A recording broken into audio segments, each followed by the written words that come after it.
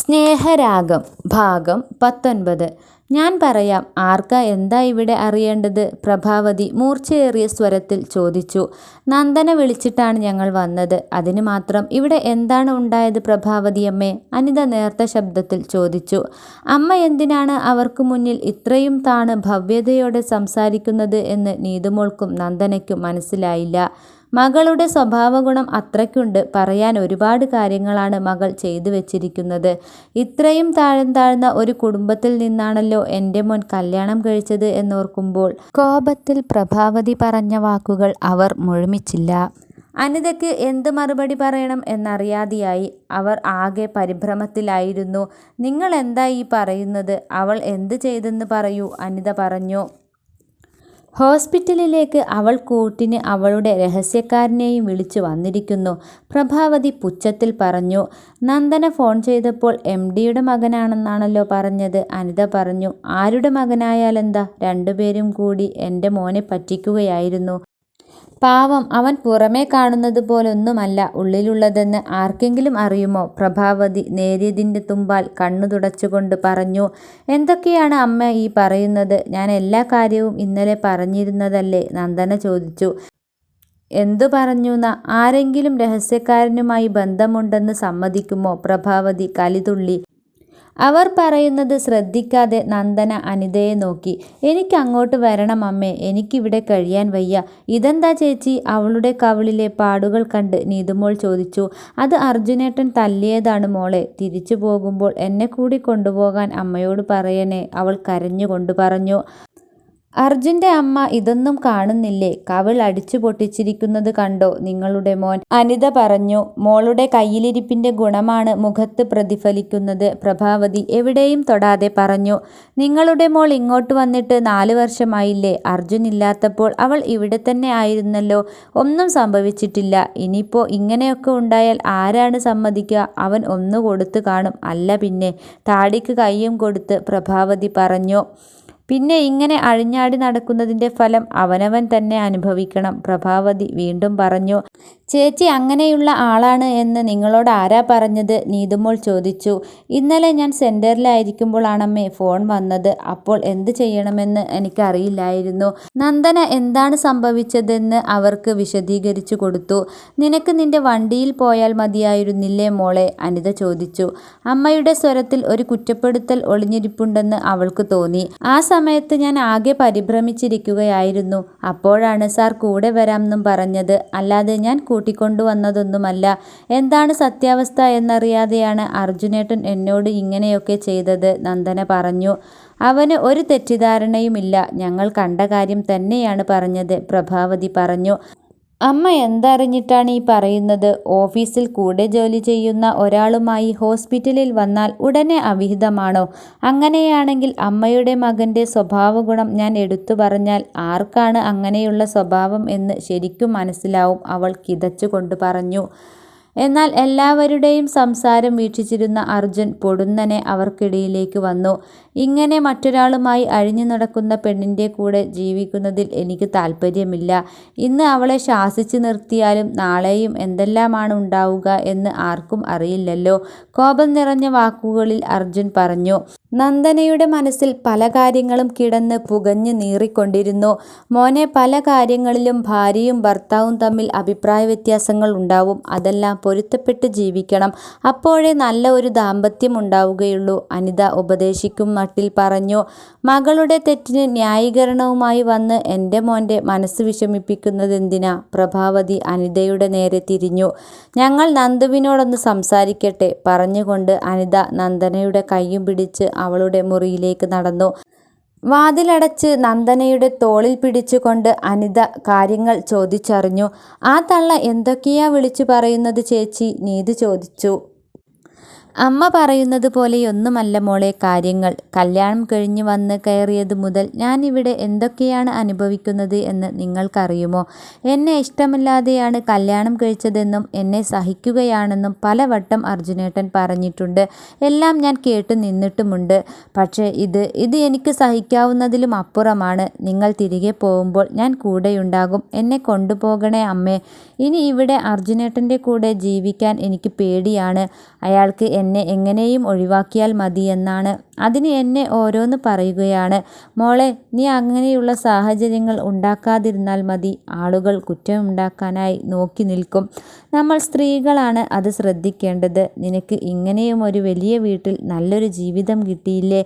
ഓരോന്ന് ആലോചിച്ച് ആ ഭാഗ്യം തട്ടിക്കളയരുത്. നിന്റെ ജീവിതമാണ് മോളെ. അനിത പറഞ്ഞത് കേട്ട് നന്ദന സ്തബ്ധയായി. അമ്മ തന്നെ കൂടെ കൂട്ടാൻ ഉദ്ദേശിച്ചല്ല വന്നതെന്ന് നന്ദനയ്ക്ക് തോന്നി. ഈ അമ്മ എന്തൊക്കെയാണ് പറഞ്ഞു കൊടുക്കുന്നത്? സ്വന്തം മോൾ സങ്കടം പറയുമ്പോൾ ഇങ്ങനെയാണോ ആശ്വസിപ്പിക്കുക? അമ്മയ്ക്ക് മക്കളെ ഇനിയും മനസ്സിലായിട്ടില്ല. നീതു പറഞ്ഞു. നീ കുട്ടിയാണ്, നീ അവിടെ മിണ്ടാതിരിക്ക്, അനിത പറഞ്ഞു. ചേച്ചി ബാഗുമായി ഇറങ്ങ്, നമുക്ക് വീട്ടിൽ പോകാം. അമ്മ പറയുന്നതൊന്നും കേൾക്കണ്ട. ഒരു വാശിക്ക് നീ ഇറങ്ങിയാൽ പിന്നെ നിനക്ക് തിരിച്ചു കയറാൻ പറ്റിയെന്ന് വരില്ല, അനിത വീണ്ടും ഉപദേശിച്ചു. ഞാൻ ഇവിടെ നിന്നും ഇറങ്ങുകയാണെങ്കിൽ അത് എന്നേക്കുമായിട്ടായിരിക്കും അമ്മേ. അന്ന് പറഞ്ഞതുപോലെ ഞാൻ ഒരിക്കലും അമ്മയ്ക്കൊരു ഭാരമാവില്ല. നിങ്ങളെയൊന്നും ബുദ്ധിമുട്ടിക്കില്ല. എനിക്കൊരു ജോലിയുണ്ട്, അത് മാത്രം മതി മുന്നോട്ടു പോകാൻ, അവൾ പറഞ്ഞു. അതൊക്കെ ശരി തന്നെ, പക്ഷേ നീ ഇവളുടെ കാര്യം നോക്ക്, നീതുവിനെ ചൂണ്ടിക്കാണിച്ചുകൊണ്ട് അനിത പറഞ്ഞു. നീ ഇങ്ങനെ വീട്ടിൽ വന്ന് നിന്നാൽ പിന്നെ ഇവൾക്കൊരു നല്ല ജീവിതം കിട്ടുമോ? അനിത ചോദിച്ചു. എൻ്റെ കാര്യം ഓർത്ത് അമ്മ വിഷമിക്കേണ്ട. ചേച്ചി കാരണം എൻ്റെ ജീവിതം നശിക്കില്ല. അതിന് പറ്റിയ ഒരാളെ മാത്രമേ ഞാൻ വിവാഹം കഴിക്കൂ. നീതു പറഞ്ഞതും തോന്നിയാസം പറയുന്നോ, മിണ്ടാതെ അവിടെ ഇരുന്നോ എന്ന് പറഞ്ഞ് അനിത അവൾക്ക് നേരെ കയ്യോങ്ങി. അമ്മയുടെ സംസാരം കേട്ടപ്പോൾ നന്ദന ബെഡിൽ തളർന്നിരുന്നു. നിങ്ങളെ ഈ നിലയിലാക്കാൻ ഞാൻ എത്ര കഷ്ടപ്പെട്ടിട്ടുണ്ടെന്ന് നിങ്ങൾക്കറിയാമോ? നിന്നെ കൂട്ടിക്കൊണ്ടു പോകുന്നതിൽ വിരോധമുണ്ടായിട്ടല്ല നന്ദു ഞാനിത് പറയുന്നത്. പിന്നീട് ഉണ്ടായേക്കാവുന്ന കാര്യങ്ങൾ അറിയാവുന്നത് കൊണ്ടാണ്, അനിത സമാധാനിപ്പിക്കും പോലെ നന്ദനയോട് പറഞ്ഞു. ഞാൻ പഴയ മനസ്സുമായി ജീവിക്കുന്നവളാ. നിന്റെ കാര്യം അത്ര വലുതൊന്നുമല്ല. നീ നിന്റെ ഭർത്താവുമായി പിരിഞ്ഞു വന്ന് നിൽക്കുന്നത് എനിക്ക് ചിന്തിക്കാൻ കൂടി കഴിയില്ല, അനിത സങ്കടത്തിൽ പറഞ്ഞു നിർത്തി. ഞാൻ അമ്മയ്ക്ക് ഒരു ശല്യമാകില്ല, ദൃഢനിശ്ചയത്തിൽ അവൾ പറഞ്ഞു. ഭർത്താവ് ഭാര്യയെ അടിക്കുന്നതൊന്നും ഒരു തെറ്റല്ല. നമ്മൾ കുറെ കൂടി സഹിക്കണം. അവിവേകമൊന്നും കാണിക്കരുത്. ഇതിലും വലിയ കഷ്ടപ്പാടുകൾ ഉള്ള ആളുകൾ ജീവിക്കുന്നില്ലേ, അനിത ആശ്വസിപ്പിക്കാനായി പറഞ്ഞു. നന്ദനയുടെ മുഖത്ത് എന്തോ ഒന്ന് തീരുമാനിച്ചുറപ്പിച്ചതുപോലെയായിരുന്നു. ആർക്കും തന്നെ മനസ്സിലാകുന്നില്ലെന്ന് അവൾക്ക് തോന്നി. അവളുടെ കണ്ണിൽ നിന്നും കണ്ണുനീർ വറ്റിയിരുന്നു.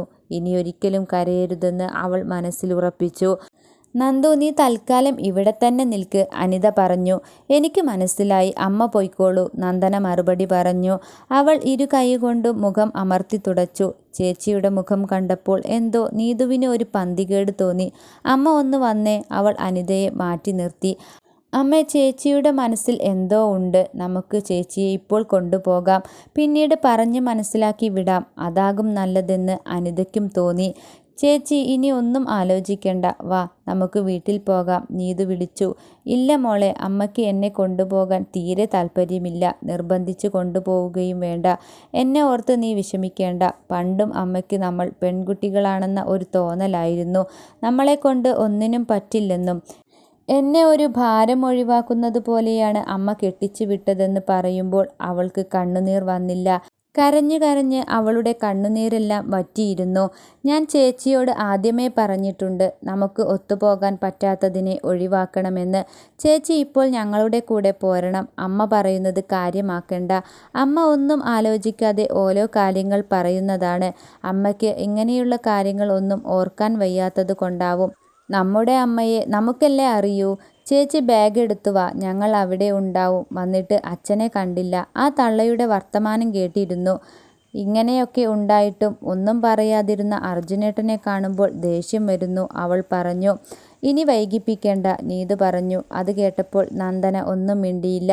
ഞാൻ പറഞ്ഞാൽ ചേച്ചി കേൾക്കില്ലേ? ഇങ്ങനെയൊരവസ്ഥയിൽ ചേച്ചിയെ ഇവിടെ തനിയെ വിട്ടിട്ട് പോകാൻ എനിക്കാവില്ല, അവൾ ശാഠ്യം പിടിച്ചു. ആ ശാഠ്യത്തിന് മുമ്പിൽ നന്ദന തോറ്റുപോയി. നന്ദന മുറിയിലേക്ക് കയറിപ്പോയപ്പോൾ നീതുമോൾ ചന്ദ്രൻ്റെ അടുത്തേക്ക് അനിതയെയും കൂട്ടി നടന്നു. നന്ദന മുറിയിൽ കുറച്ചുനേരം ഇരുന്നു. അമ്മ ഇത്രയൊന്നും പറയാതെ തന്നെ കൂട്ടിക്കൊണ്ടുപോയെങ്കിൽ എന്നവൾ ആശിച്ചിരുന്നു. നീതുമോൾ പറഞ്ഞതുകൊണ്ട് മാത്രം അവൾ പോകാൻ തീരുമാനിച്ചു. വാഷ്റൂമിൽ പോയി മുഖം കഴുകി വന്ന് കണ്ണാടിക്ക് മുന്നിൽ നിൽക്കുമ്പോൾ അവൾ തനിച്ചായതുപോലെ തോന്നി. ഇനി ഇങ്ങോട്ട് മടക്കമില്ല. അവൾ മനസ്സുകൊണ്ട് ഉറപ്പിച്ച് പതിയെ എഴുന്നേറ്റ് ബാഗുമെടുത്ത് ഹാളിലേക്ക് വന്നപ്പോൾ പ്രഭാവതിയും അർജുനും പൂജയും എല്ലാമുണ്ട്. അർജുൻ്റെ മുഖത്ത് ആശ്വാസത്തിൻ്റെ വെളിച്ചം അവൾ കണ്ടു. അമ്മയും നീതുമോളും അച്ഛൻ്റെ അരികിലാണെന്ന് അവൾക്ക് തോന്നി. ഈ വീട്ടിൽ യാത്ര പറഞ്ഞിറങ്ങാൻ തനിക്ക് അച്ഛൻ മാത്രമേയുള്ളൂ എന്നവൾക്ക് തോന്നി. ഒരുപക്ഷേ മുറിയിൽ കിടക്കുന്ന അച്ഛൻ ഇതൊന്നും അറിഞ്ഞു കാണില്ലെന്നും അവൾക്കറിയാമായിരുന്നു. അവൾ ചന്ദ്രൻ്റെ അടുത്തേക്ക് നടന്നു. പ്രഭാവതിയുടെ മുഖത്ത് കോപം നിറഞ്ഞു. ഇനി ചന്ദ്രൻ എന്തെങ്കിലും പറഞ്ഞ് അവളെ ഇവിടെ തന്നെ നിർത്തുമോ എന്നവർ മനസ്സിലോർത്തു. അവൾ ചന്ദ്രൻ്റെ അടുത്തെത്തിയപ്പോഴേക്കും നീതുവും അനിതയും പുറത്ത് കടന്നിരുന്നു. അവൾ അടുത്തെത്തി അച്ഛാ എന്ന് പതുക്കെ വിളിച്ചു. നീ എവിടെയായിരുന്നു മോളെ? അമ്മയും നീതുമോളും വന്നതൊന്നും പറഞ്ഞില്ലല്ലോ, അയാൾ പരിഭവം പറഞ്ഞു. അച്ഛൻ ഒന്നും അറിഞ്ഞിട്ടില്ലെന്ന് അവൾക്ക് മനസ്സിലായി. എന്ത് പറ്റി മുഖത്ത്? അയാൾ അപ്പോഴാണ് അവളുടെ മുഖം ശ്രദ്ധിച്ചത്. അത് അച്ഛൻ്റെ മോൻ തന്ന സമ്മാനമാണ്, അവൾ പറഞ്ഞു. എന്തൊക്കെയാ ഇവിടെ നടക്കുന്നത്? ചന്ദ്രൻ ചോദിച്ചു. ഞാൻ അമ്മയുടെ കൂടെ പോവുകയാണ് അച്ഛാ, അവൾ കരഞ്ഞുകൊണ്ട് പറഞ്ഞു. എന്ത് പ്രശ്നത്തിനും ഒരു പരിഹാരമില്ലേ മോളെ? നീ അപ്പോഴേക്കും പോയാലോ? അയാൾ പറഞ്ഞു. ഈ പ്രശ്നത്തിന് ഇങ്ങനെയൊരു പരിഹാരം മാത്രമേ ഉള്ളൂ, അവൾ പറഞ്ഞു. നടന്ന കാര്യങ്ങൾ മുഴുവൻ അവൾ ചന്ദ്രനെ പറഞ്ഞു കേൾപ്പിച്ചു. അയാൾക്ക് അവളുടെ കരച്ചിലിന് ഒരു മറുപടി ഇല്ലായിരുന്നു. അർജുനോടും പ്രഭാവതിയോടും അയാൾക്ക് ദേഷ്യം തോന്നി. എനിക്ക് അച്ഛനോട് ഒരു കാര്യം ചോദിക്കാനുണ്ട്, അവൾ മെല്ലെ പറഞ്ഞു തുടങ്ങി. അർജുനേട്ടന് എന്നെ ഇഷ്ടമില്ലെന്ന് അച്ഛന് അറിയാമായിരുന്നില്ലേ? അതറിഞ്ഞിട്ടും അച്ഛൻ എന്തുകൊണ്ടാണ് ഈ വിവാഹം നടത്തിയത്? അവളുടെ ഉറച്ച സ്വരം കേട്ടപ്പോൾ ചന്ദ്രന് മറുപടി ഇല്ലാതെയായി. അച്ഛൻ തന്നെ പറഞ്ഞാൽ മതിയോ അതോ ഞാൻ പറഞ്ഞാലും പോരെ? ചോദിച്ചുകൊണ്ട് അർജുൻ അകത്തേക്ക് വന്നു. അയാളുടെ മുഖം കോപം കൊണ്ട് വിറച്ചിരുന്നു. ആ മുഖത്തേക്ക് നോക്കാൻ നന്ദന ഭയപ്പെട്ടു. അവൻ പറയാൻ പോകുന്ന കാര്യം എന്താകും എന്നവൾ ആലോചിച്ചു. അവൻ പറയുന്ന മറുപടി എന്താകും എന്നറിയാനായി അവൻ്റെ വലിഞ്ഞു മുറുകിയ മുഖത്തേക്ക് അവൾ സൂക്ഷിച്ച് നോക്കി നിന്നു. അർജുൻ പറയാൻ പോകുന്ന കാര്യങ്ങൾ എന്താകുമെന്നറിയണമെങ്കിൽ അടുത്ത എപ്പിസോഡ് വരെ കാത്തിരുന്നേ മതിയാകൂ. നിങ്ങൾ തരുന്ന സപ്പോർട്ടും സ്നേഹവും തുടർന്നും പ്രതീക്ഷിച്ചുകൊണ്ട് കഥ തുടരും. അതുപോലെ തന്നെ ആരെങ്കിലും നമ്മുടെ ചാനൽ സബ്സ്ക്രൈബ് ചെയ്യാതെ കാണുന്നുണ്ടെങ്കിൽ ഒന്ന് സപ്പോർട്ട് ചെയ്യണേ.